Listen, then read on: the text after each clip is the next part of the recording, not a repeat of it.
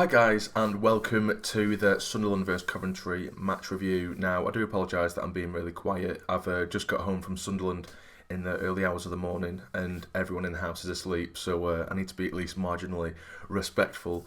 But before we do get into it, I wasn't actually going to make this video at all. I honestly just couldn't be bothered because I feel like every match review I'm just saying the same thing over and over and over again, and surely you guys can't be enjoying it as well, because it really is just the same old shit every time we watch them play.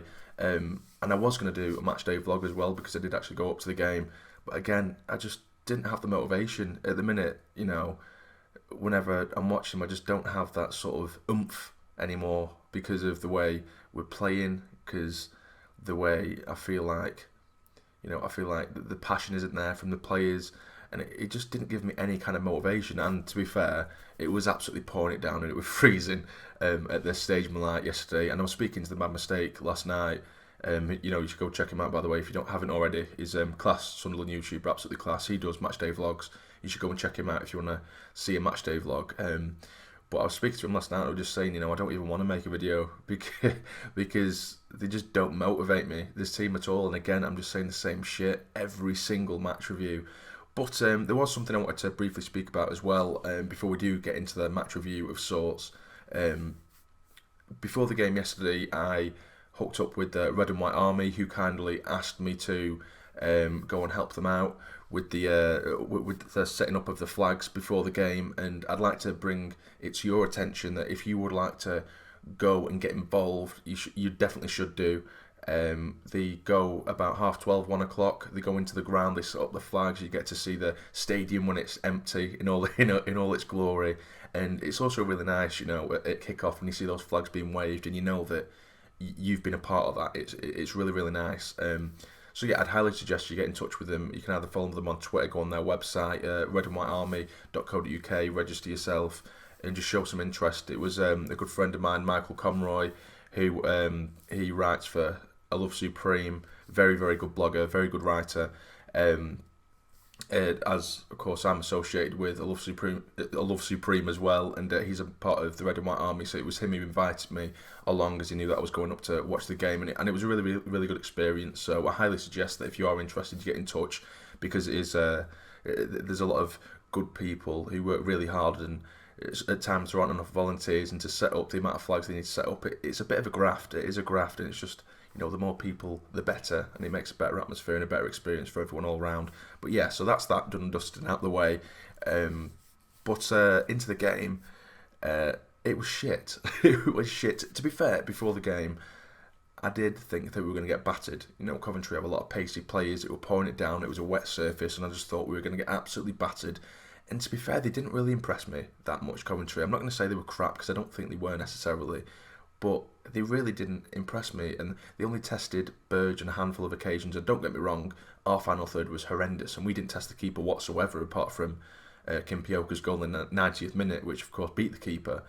But for me, I think that there were periods throughout the game where I felt like we did have it under control.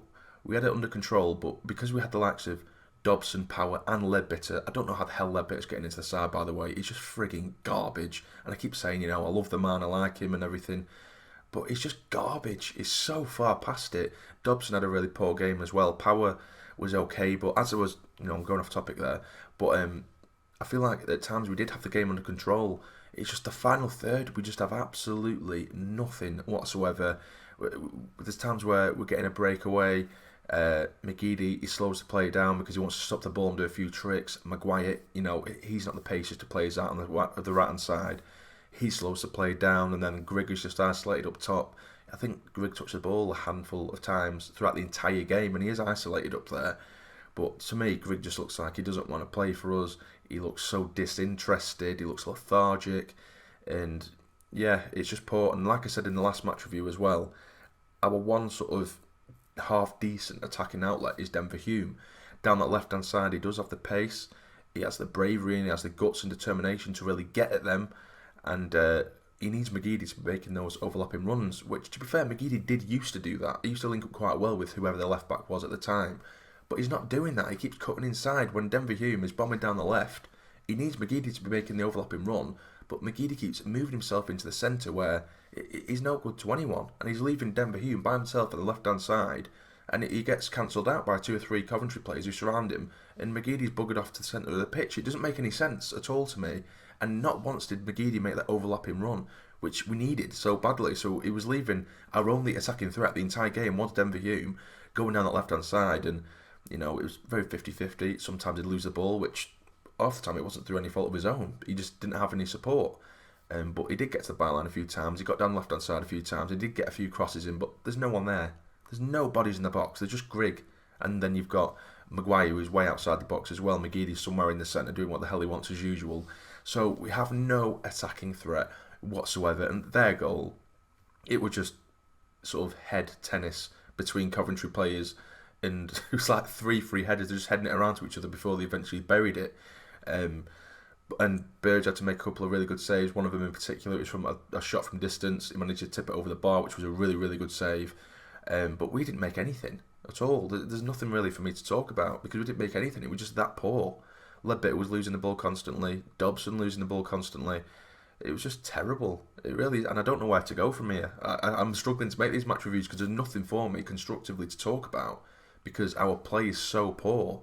Now, people are already asking me, should Parkinson be sacked? And for me, I'm not going to jump on a bandwagon of, oh yeah, Parkinson out. But for me, I definitely think it was the wrong appointment. And I know it's incredibly early doors. It isn't his team. I'm going to, of course, give him time. But I will agree that it was 100% the wrong decision. And I'm just worried that this is going to continue.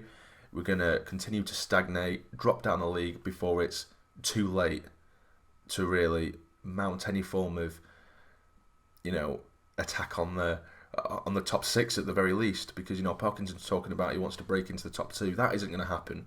I cannot see that happening whatsoever. Even with decent recruitment in January, I can't see that happening unless we won every single game of the season past January. I cannot see us getting in the top 2. I can't see that happening. At the minute, we look like a bang average League 1 mid-table team. That's exactly what we look like, and I've said that for weeks on end, and again, I'm repeating myself because nothing new is happening. I mean, was it the right decision to sack Jack Ross? Yes, I do. But, yes, I do think it was the right decision. Yes, I do think it was the right decision to sack Jack Ross. But Parkinson, I feel like it was the safe option in terms of Jack Ross was known as a sort of young and up-and-coming manager. Stuart Donald has obviously gone for someone with more experience in Parkinson. And I can't see what he's trying to do with this team at all. We had the 5-0 win against Tranmere where I thought, right, okay, he's got us really going here. And then we just dropped so quickly from there on in. And we've been terrible since. We're losing games, we're playing poorly. We're probably lucky, really, to get a draw against Coventry. Kimpioka, very well done to him. He needs to be starting for me. For me, what I'd more than likely do, just for a bit of pace up top, I just chuck Kimpioka and Duncan Watmore up top. They're not the greatest of players. I don't rate Watmore incredibly highly. Benji, I think he's got a bright future, but it's pace, and that's something we desperately, desperately need. I mean, if we're going to continue to hoof balls over the top, usually towards Grigg, which he's going to do nothing with, you may as well have 2 players who have some pace up there to chase after the fucker. Do you know what I mean? Rather than Grigg who's just going to stand still. But yeah, it's a point. We're currently 10th in League 1, and I have no motivation at all. I couldn't be bothered at all. As soon as I got to the game yesterday, I don't know what it was, and this sounds really, really cheesy, and I did mention this on social media yesterday, but all of my life I've travelled up from Blackpool to Sunderland to watch Sunderland games, and every time and every trip I've ever made to Sunderland, the first glimpse I get at the stadium light, I get a sort of butterflies type feeling, if that makes sense. And I know that sounds really cheesy, but I just do, because obviously I love the club and everything, but this time, as soon as I saw the stadium light, I didn't feel anything. Do you know what I mean? And I just feel like that resonates with the performances we're getting at the minute, with everything that goes on with the club. If anything, it almost felt like a chore to be there, and it should never, ever feel like that. It should never feel like that. Even getting a last gasp equaliser wasn't enough to get me particularly excited. Do you know what I mean? I just felt like we're not getting enough from the players. We've got 29,000 fans that were there yesterday. I mean, God bless all of them. Do you know what I mean? I come from Blackpool, which it was 2.5 hour drive. It's an expensive trip. There's people who come from way further than me, and God bless them. Do you know? Do you know what I mean? To be able to do that, and it's an amazing support. It really is amazing support, and we're just getting nothing back for it. Do you know what I mean? These players right now don't deserve the support they're getting. Do you know what I mean? They really, really don't, and it's heartbreaking to see. It is heartbreaking to see, but I'm not going to go into a big rant. I just wanted to at least acknowledge the draw yesterday, but at the minute I have no motivation to make these kind of videos about Sunderland, which is literally like 50-60% of my channel, but I'm literally just losing the will to live. I really am, because the performances are just so garbage, and I'm just saying the same shit all the time. So anyway, that will be the end of the video, and if you have somehow enjoyed, please hit the like button for me. It'd be massively, massively appreciated, and subscribe to the channel if you're not already to become a fully fledged member of the Sassy Army. But for now, you take care and stay jam.